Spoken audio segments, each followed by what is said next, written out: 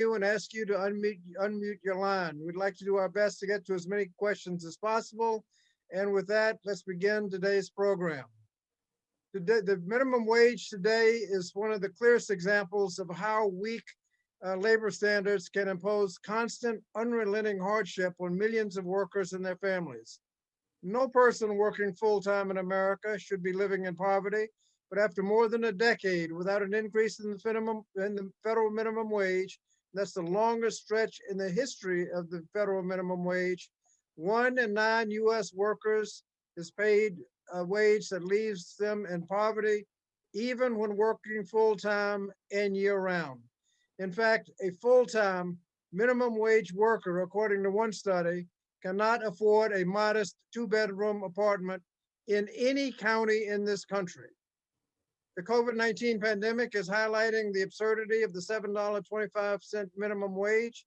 Many of our essential workers, who have been so widely celebrated for their vital service to our communities, are still not paid enough to provide for themselves and their families. And as we slowly emerge from this pandemic, we must focus on building back a better economy where workers are paid a fair wage for their work. The Raise the Wage Act will help us achieve that goal in 3 ways. First, it gradually increases the federal minimum wage to $15 an hour by 2025. Second, it gradually phases out various sub-minimum wages so that tipped workers, youth workers, and workers with disabilities are paid the full federal minimum wage. And third, the bill ensures that the value of the federal minimum wage will not erode over time by tying it with inflation, by tying it to the future increases in the median wages. According to an analysis conducted by the Economic Policy Institute, the Raise the Wage Act will increase the wages for nearly 32 million workers, more than half of whom are what we call essential workers. It would also address racial disparities by raising the wages for roughly 1/3 of all Black workers and 1/4 of all Latino workers. And women workers account for nearly 60% of those who would benefit from this bill. Each time we propose raising the minimum wage, we have the same old set of excuses for why millions of workers must continue to scrape by on poverty-level wages.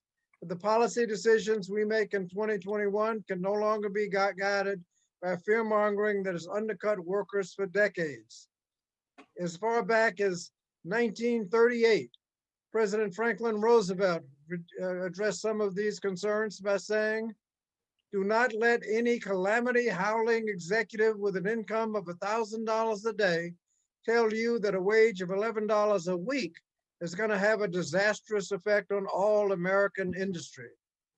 Modern research has clearly concluded that raising the federal minimum wage is an effective tool for increasing wages and lifting workers out of poverty while resulting in little to no job loss.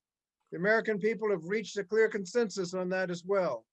On state-level ballot initiatives and nationwide polls, Americans across the political spectrum and around the country have repeatedly demonstrated overwhelming support for raising the minimum wage to $15 an hour.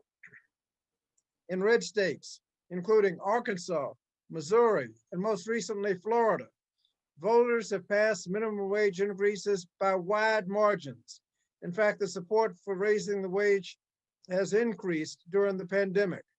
In 1938, under the shadow of the Great Depression, Congress established the federal minimum wage to increase paychecks for American workers and boost the economy. More than 8 decades later, we must again take that same kind of decisive step to lift millions of workers out of poverty and build an economy where everyone can succeed. Thank you. And now it is my pleasure to introduce an early supporter, an early leader in the movement for the $15 minimum wage and the incoming chair of the Senate Budget Committee, Senator Bernie Sanders. Chairman Scott, thank you very much for your introduction, and we thank all of my colleagues who I know have been fighting for this issue for years. Pleasure to be with you all. Look, I don't have to tell anybody, least of all the people on this call, that our country faces major economic crises. Real unemployment today is at 12%, And last month alone, 140,000 workers lost their jobs. Today in America, we are facing massive income and wealth inequality, people on top doing phenomenally well, while ordinary workers all across this country are struggling to feed their kids. And in the midst of all of that, we must never lose sight of the fact that over half of the workers in America today, the richest country in the history of the world, are living paycheck to paycheck. Car breaks down, a medical emergencies, these families suddenly find themselves in terrible financial catastrophe. So let us be clear, and I don't think there's any debate about this. There ain't nobody in America, not in the North, the South, the East, or the West, who can survive on $7.25 an hour federal minimum wage. You can't make it on $9. You can't make it on $12 an hour. And our job as the United States government is to make it clear, and Chairman Scott made this point, and others will make it as well, that in the richest country in the history of the world, if you work 40 hours a week, you should not be living in poverty. Minimum wage must be a living wage, enabling people to live with dignity. It is unacceptable that Congress has not passed an increase in the minimum wage since 2007, 14 years ago. It is a national disgrace that the minimum wage has lost over 30% of its purchasing power since 1968. Yes, now is the time to raise the minimum wage to a living wage, at least $15 an hour. And when, as Chairman Scott pointed out, we increase the minimum wage to $15 an hour, we will be giving over 32 million Americans a much needed raise all across this country. People are going to work and they're coming home and say, how am I going to feed my families? How am I going to pay the rent? And when we raise that minimum wage to a living wage, we're going to allow people to live with a shred of dignity. And that is what we have got to do. In fact, if the legislation we are introducing today becomes law, the average low-wage worker in America would receive an extra $3,300 each and every year. That is no small thing for a family that is struggling economically. And let us be clear, the overwhelming majority of Americans support raising the minimum wage to $15 an hour. This is not a radical idea. This is what the American people want. And as Chairman Scott pointed out, since 1998, every time a state has had an initiative on the ballot to raise the minimum wage, it has won, no matter if that state was red, blue, or purple. State after state understands that we have got to end starvation wages in America, and that's what we in Congress have got to do as well. In November, just last November, 61% of the people in Florida, a state Joe Biden lost by 3 points, voted to raise the minimum wage to $15 an hour. 8 states and over 40 cities have adopted laws to raise the minimum wage to $15 an hour. During the last session of Congress, the House did the right thing under the leadership of Speaker Pelosi and Chairman Scott, and I applaud them and the entire House for their efforts. And they passed legislation to raise the minimum wage to $15 an hour, and I have no doubt that they will do it once again. Now, at this moment in history, the issue of raising the minimum wage rests in the U.S. Senate. It is my strong hope that a number of my Republican colleagues, many of whom come from terribly poor states, will understand the severity of the crisis facing their working people and joining us, and will join us, in raising the minimum wage to $15 an hour. This is not a Democratic issue. It's not a Republican issue. This is an issue that impacts every working class person in this country. So no matter whether you're a Republican, a Democrat, or an independent, all of us understand that no one in America can make it on starvation wages. So my hope is we will bring Republicans on board. But we must understand that at this moment, the issue of starvation wages in America is a national emergency. If we cannot get enough Republicans to vote for this legislation under regular order, we cannot simply take no for an answer. We must raise the minimum wage to $15 an hour, either through budget reconciliation by a simple majority vote in the Senate. And as the incoming chair of the Senate Budget Committee, that is exactly what I will be fighting to do. And let me remind everybody who thinks that reconciliation is some kind of new or radical concept.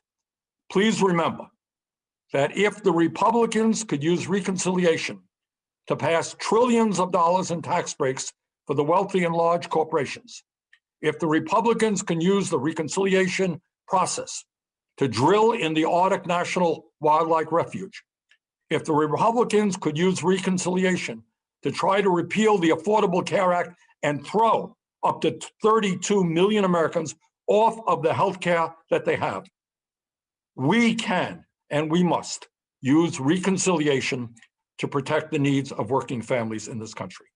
We must use reconciliation to increase the minimum wage to $15 an hour.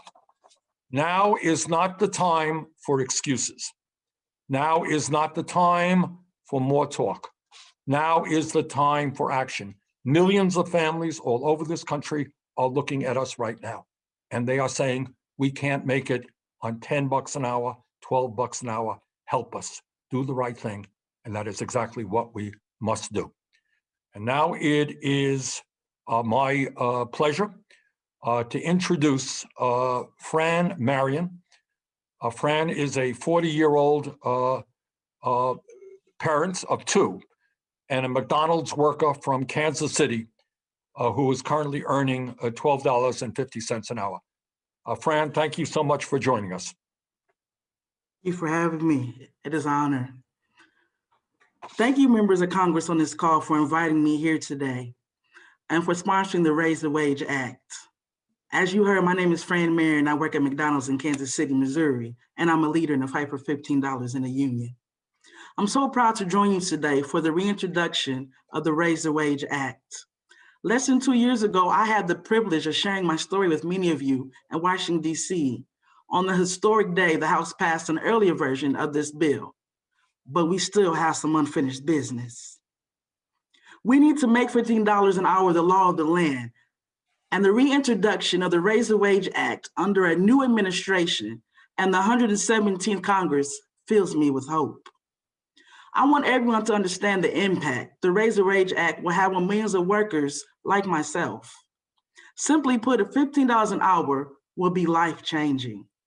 I'm a single mother of two teenagers, Raven and Rashad, and $15 an hour will help us keep a permanent roof over our heads, food on our table, health care, and money to send them to college. And most of all, it'll mean I can look my kids in the eye and tell them that I can give them a life better than mine. This fight for a living wage is not new to me. I joined the fight for $15 in the union 6 years ago when I walked off my own job. And for the first time back then, everyone dismissed our demands as crazy. It wouldn't happen, non-existent, you know. But we didn't let that stop us. And we continued together over the country and we started winning. We put 42% of US workers on a path to 15. 8 states plus Washington, D.C. have passed $15, including Florida last year, where more than 60% of voters voted for $15 on the same night former President Trump won the state. But still, too many of us, especially Black and brown workers on the front lines of this pandemic, have been left behind and our communities have been devastated. This crisis has revealed too many racial and economic injustices we have faced for generations. Raising the wage to $15 an hour for our communities must be part of our nation's recovery. The federal minimum wage has been stuck at $7.25 for more than 10 years. It's time to make $15 the floor for all of America. It is the bare minimum workers everywhere of every race need to survive. I want you to hear me and feel what I mean when I say that we cannot keep waiting. And that's why we need our leaders to pass this legislation within the first 100 days of President Biden's administration. My children and the children of tens of millions of workers across our country, we need this. They need this because we are worth more. And again, I thank you. Well, thank you very much, Fran Marion, for being with us today and sharing your experience and pointing out the need for passing the minimum wage, raise the wage to $15 an hour. So thank you very much for being with us today. It is now my pleasure and honor to introduce the incoming chair of the Senate Health Committee, Health, Education, Labor, and Pensions Committee, Senator Patty Murray. Well, thank you so much, Chairman Scott. Fran, thank you so much for sharing your personal story, which is so deeply important to this fight. And I know we're going to hear from a business owner, Mike Draper, as well in just a few minutes. I also want to thank again Representative Scott, Senator Sanders, Representative Jayapal and Murphy for your continued dedication to working families and your efforts to champion the Raise the Wage Act. You know, after years of worsening income inequality, this pandemic has made it painfully clear just how much our economy is benefiting the biggest corporations and wealthiest individuals and failing our workers. Since the beginning of this pandemic, our health and home care workers, our grocery store clerks, our delivery people, our fast food workers, our farmers, our bus drivers, and so many more have kept this country going, showing more clearly than ever before that workers are the backbone of this economy. Democrats and Republicans alike have joined together in rightly calling our essential workers heroes. But despite their tireless work and the risk of COVID exposure, too many of these workers are paid wages so low they cannot afford to pay even their most basic needs. Millions of full-time workers in this country live in poverty or are forced to have 2 or more jobs just to put food on the table and a roof over their head. We've got to be clear-eyed about the reality that because of systemic inequities and discrimination, workers of color, and in particular, women of color, are much more likely to be paid poverty-level wages. This pandemic should be a wake-up call that these workers who are called our heroes deserve more than $7.25 an hour. Democrats are asking for $15 an hour because no one working a 40-hour week should be making $15,000 a year. That's why we are introducing the Raise the Wage Act today, one of the first acts of this new Democratic Congress. This legislation will give 32 million people a raise, including 31% of Black workers and 26% of Latino workers. 59% of working women will finally get a raise, helping them make ends meet and support their families. This bill will also end the tipped sub-minimum wage and provide economic security to restaurant workers and others. This is especially important given that most tip workers are women, and given that women of color make up a disproportionate amount of tipped workers.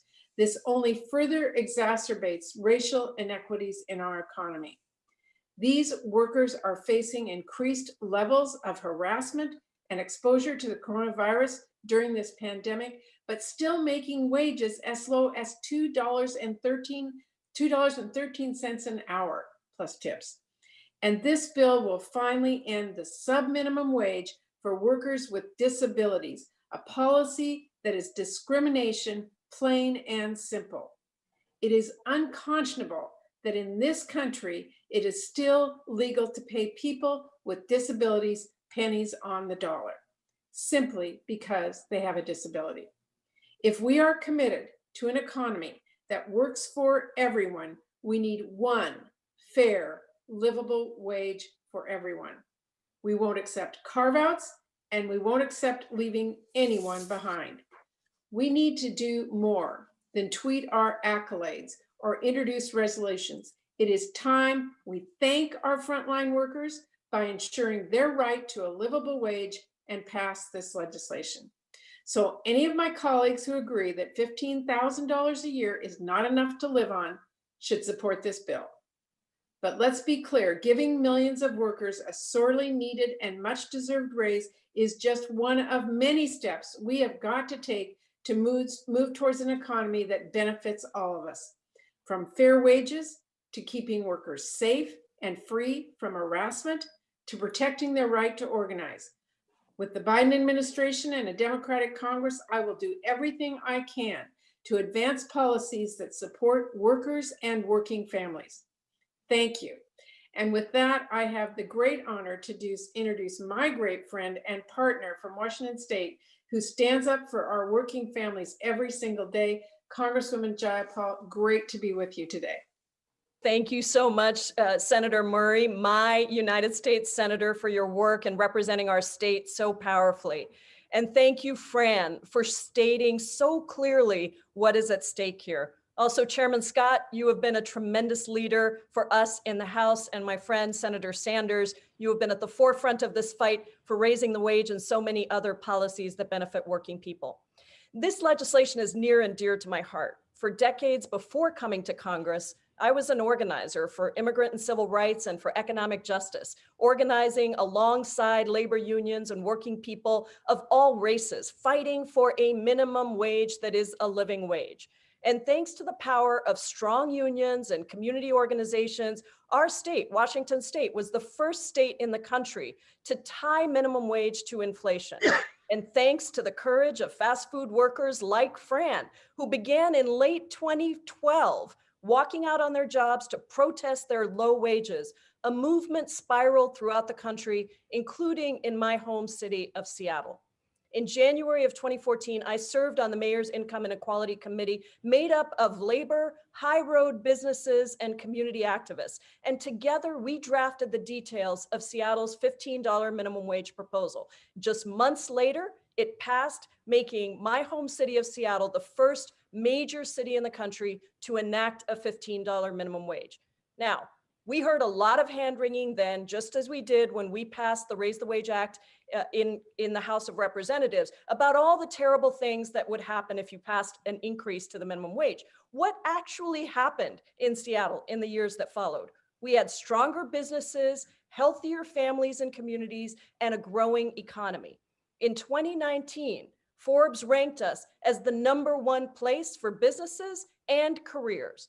Our economy grew at 3 times the rate of the median US city. We had one of the lowest unemployment rates in the country prior to the COVID-19 pandemic.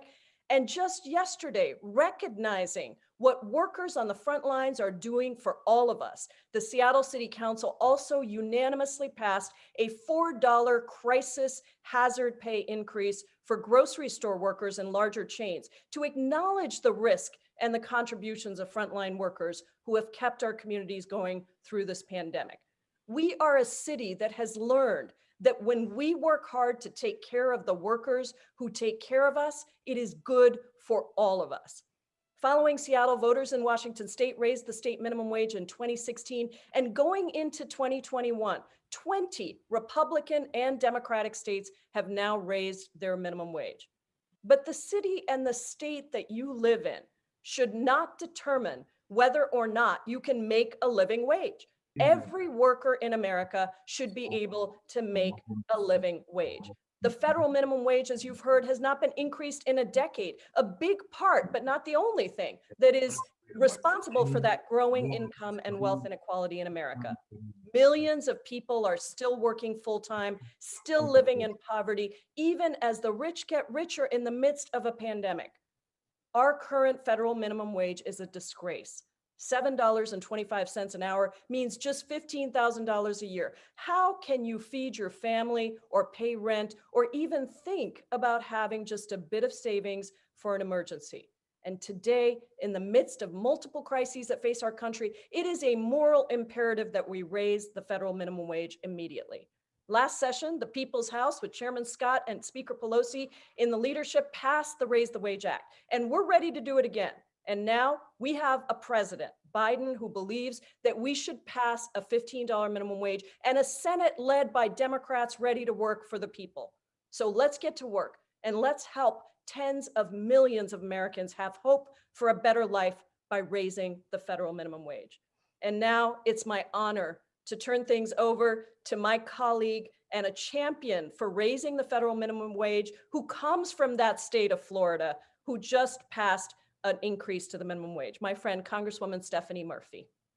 Thank you so much, Congresswoman Jayapal. And it's such an honor to be on this call with you and the Chairman Scott, as well as our colleagues on in the other chamber, the senators. As many of you may know, I wasn't blessed to be an American citizen. I was born in Vietnam, and when I was just a baby, we fled Vietnam by boat and were rescued by the US Navy and given refuge in this country. And my family, we were eternally grateful to be here. But life wasn't always easy. My mom worked as a seamstress and my dad at a power plant. And together they cleaned office buildings at night, sometimes bringing my brother and I with them. My parents didn't speak English well or have a community of close friends. But what they did have, like so many other immigrants, was a really strong work ethic. My dad also had a labor union in his corner. The union spoke for him and it fought for him. And my parents worked so hard so that their children would have opportunities that they themselves never had. And that's the American dream. If you work hard and play by the rules, you should be able to succeed in this country and make a better life for your kids. But it takes real effort to keep that dream alive. And right now, too many working families are struggling to make ends meet, especially during this terrible pandemic. And one reason is that for more than a decade, the federal minimum wage has been stuck at $7.25 an hour, while the cost of living has skyrocketed. And there's no part of this great nation where $7.25 is even close to living wage anymore. It's certainly not a living wage in my Orlando district, which has both a high cost of living, especially when it comes to housing, and the lowest median income of the 50 largest cities in the country. Last Congress, when we passed the Raise the Wage Act in the House, I said this would not be the end of the story. And I said we would take this fight to the Senate and to the states, and that's exactly what we did. When the Senate refused to act on the bill, we didn't give up. We kept working. And now my home state of Florida, a state that supported the Republican candidate for president this past election, also voted to raise the state minimum wage to $15 an hour. And that's because this isn't a Republican or a Democratic issue. Florida voters across the political spectrum understand it's way past time that we give hardworking Americans a raise. They've earned it. And now it's impossible to deny that these are really hard times. But if we give workers a raise, they'll have more money to spend in the local economy because workers are consumers too. Everybody around here knows that I'm a fiscally responsible member of Congress. And at a time when our nation's debt has reached a troubling level, this bill will ensure fewer Americans have to rely on our government to support themselves and their families. And I think that there should be bipartisan support for that. So don't let anyone mislead you in telling you that raising the minimum wage is bad for our economy or bad for working families. At the end of the day, my reasoning for supporting this bill has not changed. In the greatest country on earth, nobody with the dignity of a full-time job should suffer the indignity of not being able to provide for themselves or their loved ones. So thank you for having me with you today. And now I'd like to introduce you to Mike Draper. Mike is the owner of Ray Gun Clothing and Home Goods, and they have grown from Iowa, Des Moines, Iowa City, Cedar Rapids, to Kansas City, to Chicago, and most recently, Omaha. With that, I'll yield you the floor.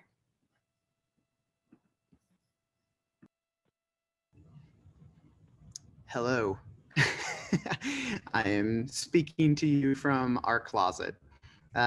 We have to wear masks throughout the store, so this is the only place that's a closed room that I can talk from. So Sorry that I can't brag about all the books I've been reading. My name is Mike Draper. I own Raygun, which is a member of Business for a Fair Minimum Wage. We actually printed Fran's shirt. Thank you, Fran. I am currently sitting about 6 blocks from where I was born in Des Moines, so geographically I have not come very far in life. I started advocating for the minimum wage back in 2014 when it was only at $7.25 an hour. And then I kept advocating in 2019 when it had moved to $7.25 an hour. And here I am in 2021, and it is still $7.25 an hour. Over the course of that time, we have raised our wages from about $9 an hour to an equivalent of 13 in most of our stores, 17 in Chicago, where the minimum wage is currently, I think, 14. So we're already on track to be at 15 in about a year and a half. And while our starting wage has gone up about $4 an hour, in that same time period, our cost of goods, cost of a shirt has gone up about $1. And that's a mix of many things, labor, but also cost of goods. Paying people fairly leads to greater staff retention. It reduces the need for the cost of hiring, retraining, and it also leads to a better community in general. I think a lot of companies are seeing the benefits in that big ones like Amazon, Costco, Target are already at or moving to $15 an hour. So this is a trend that is already happening in some segments. Now, somebody may ask, all right, so isn't paying higher wages just your decision? If you and Target want to raise your wages, that's good. But why do we need a higher minimum wage? Wages are rising for some, but now the minimum wage is turning into this artificially low wage loophole that's being exploited. These artificially low wages not only cost businesses like mine in the form of government assistance to employees who are working at this wage, but it costs businesses like mine in terms of reduced spending power in a community. As a country that comes out of a pandemic into a recession and risks a stalled recovery, we need as much money in as many hands as possible. Raising the federal minimum wage to $15 an hour by 2025 will be a boost to the economy and a boost to our sales and everyone else's sales. Now, I'm obviously a free marketer, but if the free market doesn't mean free of rules, it's deciding the rules that we all operate by and those parameters. And this is a long overdue raising of just what the wage floor is. It will be good for sales. It will be good for business. It will be good for the country. This is overdue. I can't believe I'm still here advocating to just move it up, and it has been frozen in time. This could be the most consequential and helpful economic relief that America has seen in a decade. Thank you for your time. Thank you. Thank you. I want to thank Senator Sanders, Fran Marion, Senator Murray, Representative Jayapal, Representative Murphy, and Mike Draper. And thank you, Mike, for your comments. I want to thank all of you for your leadership and working to make the case to raise the wage to $15 an hour. That concludes the speaking part of the program. Now, if the reporters have any questions, please click the raise hand button, which can be found by clicking participants, and raise hand will be at the bottom of the participants list. We'll take as many questions as we can. If you're asking a question, please let us know which member your question is directed to and your outlet, so we can get to as many questions as possible.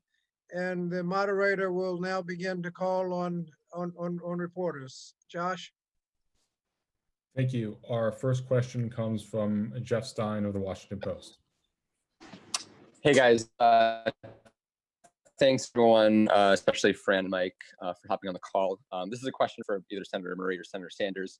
As you know, there are about, I think, 11 Senate Democrats who still have not signed on to raise the Wage Act. Could you talk about your efforts in the last few days to, get Senate Democrats to fully come on board and unify around this proposal? Are those conversations happening? Are those efforts ongoing? Anything you could say about that push would be much appreciated.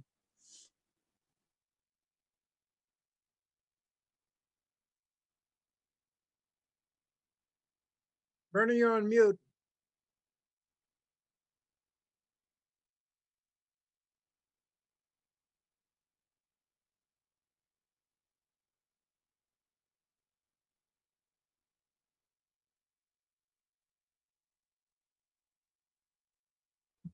There we go. All right.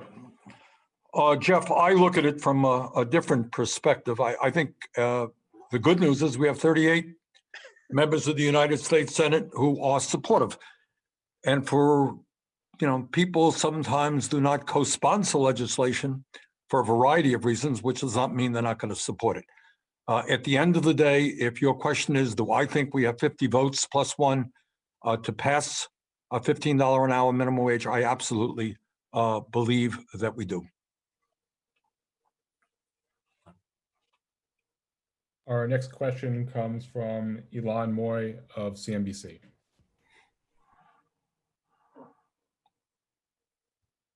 Hi, thank you so much for doing this. My question is for Senator Sanders. Can you talk a little bit about how you would plan to structure any increase in the minimum wage so that it could be passed through budget reconciliation?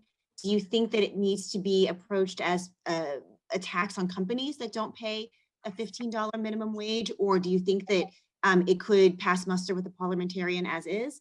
If you could talk a little bit about structure of how you. We're working on that.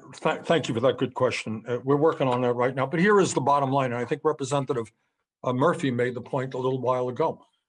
We think that raising the minimum wage to $15 an hour will mean that a whole lot of workers now who are receiving one form of public assistance or another will no longer have to be in that position. They'll be better able to stand on their own 2 feet and not need that public assistance, which means it will have a very positive impact on the federal deficit. So that, I think, is one of the major arguments that we will be making. Our next question comes from Liz Landers of Vice. Hi, this question is for Senator Sanders as well. Senator, I know you have been an advocate for the $15 minimum wage for years, really since 2016, when you first ran for president. This is going to be a gradual raise, and so it won't hit 15 until 2025, if I'm understanding this. Do you think that $15 minimum wage is going to be enough in 2025? Left alone, if I were the dictator of the world, I would go further, to be honest with you. I mean, you're right, Liz. We talked about this way back in 2016. And as Pramila mentioned, the state of Washington passed this a number of years ago. And every year, inflation eats into the purchasing power of the minimum wage. But we are where we are right now. So while I personally would go further, I think $15 an hour over a period of 4 years will improve life substantially for millions and millions of workers. And I'm going to do everything I can to see that occurs. Great. Our next question comes from Rebecca Rainey of Politico. Hey, good afternoon, and thank you so much for hosting this call. So I have 2 questions. Firstly, for Senator Sanders, do you have any concerns about using reconciliation and running afoul of the Byrd Rule regarding, a $15 minimum wage? And then my second question for Rep. Murphy would just be, how does the Blue Dog Coalition feel about this effort? I know there were some concerns last time when the House brought this bill to the floor. Let me go first, and then we'll get over to the Congresswoman. Look, frankly, I would be more than happy if 10 Republicans announced today that they understand that workers in their own states can't make it on $8 or $9 an hour, that we have to raise the minimum wage to $15 an hour. That would be great. But between you and me, I don't think that is going to happen. And as I mentioned earlier, this idea of reconciliation is not a new idea. It's not a radical concept. It has been used before. And if my Republican friends can justify using reconciliation to give almost $2 trillion in tax breaks to the richest people in this country and to large corporations, if they could use it to try to repeal the Affordable Care Act and throw over 30 million Americans off the health care they have, if they could use it to get drilling in the Arctic National Wilderness, you know what? We couldn't use reconciliation process to protect working families who are struggling today in a way that they have not since the Great Depression. So I think we absolutely can make the case to the parliamentarian that what we're doing is consistent with the Byrd Rule. and that it should pass muster. Our next question comes from Haley Talbot of NBC. Sorry, I think you just answered. I was just going to ask if you plan to do budget reconciliation on the floor next week and if this is part of it. I think the budget resolution will be up next week. Our next question comes from McKinney Bryce from Reuters. Hi. Hi, I'm sorry if this is a really obvious question. I just started the beat, but I just want to check if the introduction of this bill, if this indicates that this is something that Democrats would be willing to go ahead on without waiting for the entire coronavirus stimulus package proposed by the Biden administration. This is Bobby Scott. We're going to proceed as a separate bill, but we will take every opportunity to pass the bill in the House.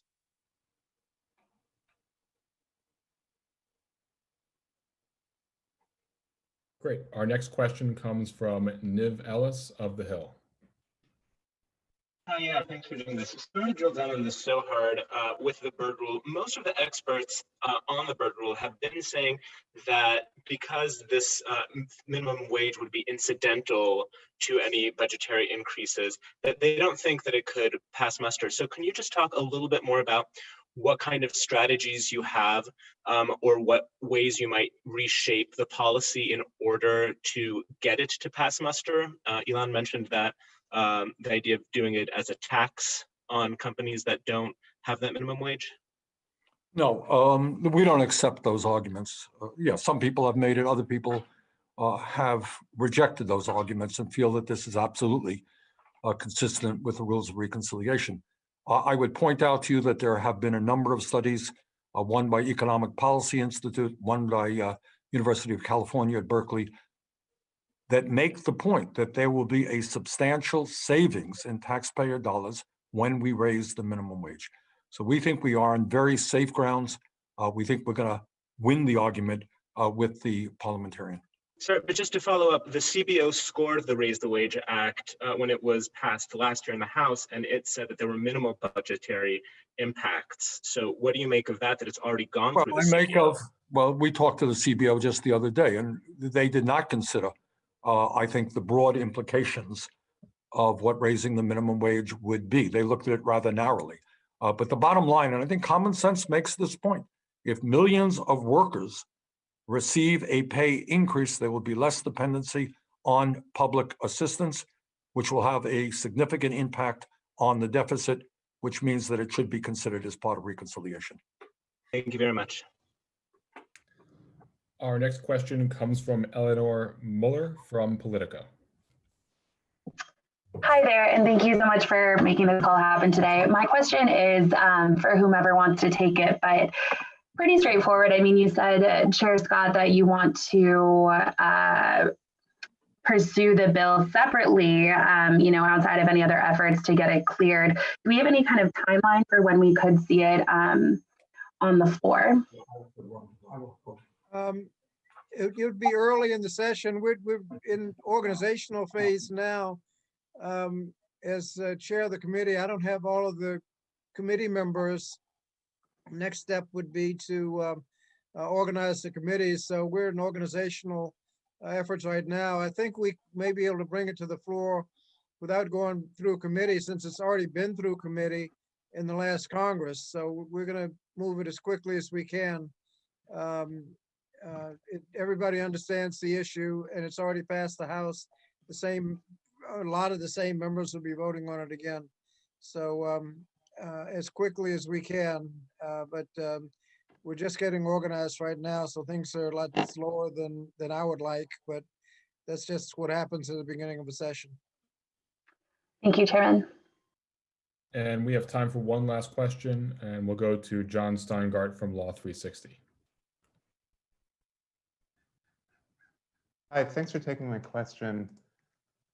My question is for Chairman Scott. I noticed that this bill differs from the one that the House passed last year in that it drops the requirement for GAO to report on minimum wage in the Northern Mariana Islands, which is treated differently under the Fair Labor Standards Act. And I was wondering if the territory is something that you plan to address. I'm sure we will. We tried to keep it as close to the bill that we passed as possible. So that was not, we didn't take, that was not a, that wasn't a big deal in the bill. We wanted as close to the bill that we passed as possible. Well, if that's the case, the bill, it's in the bill that you passed, so Yeah, you so eliminated it. I'll look at that. And I'm sure Mr. Sablon will make sure it's back in there.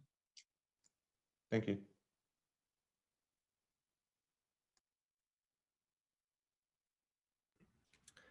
Great. And Chairman Scott, you'll feel free to wrap the call up. Well, thank you. I want to thank all of our reporters for being with us. I want to thank Senator Sanders,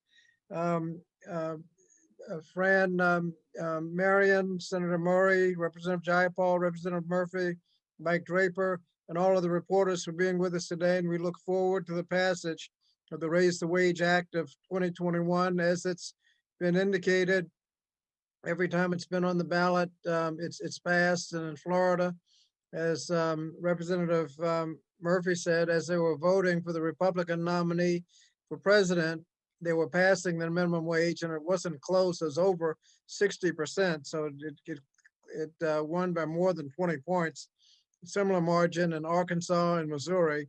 So we're very optimistic and look forward to its passage so that people can make a livable wage and be able to meet their needs. As I indicated in my opening remarks, a study showed that a full-time minimum wage worker today cannot afford a modest 2-bedroom apartment in any county in the United States, not just Manhattan and downtown San Francisco, no county in the United States.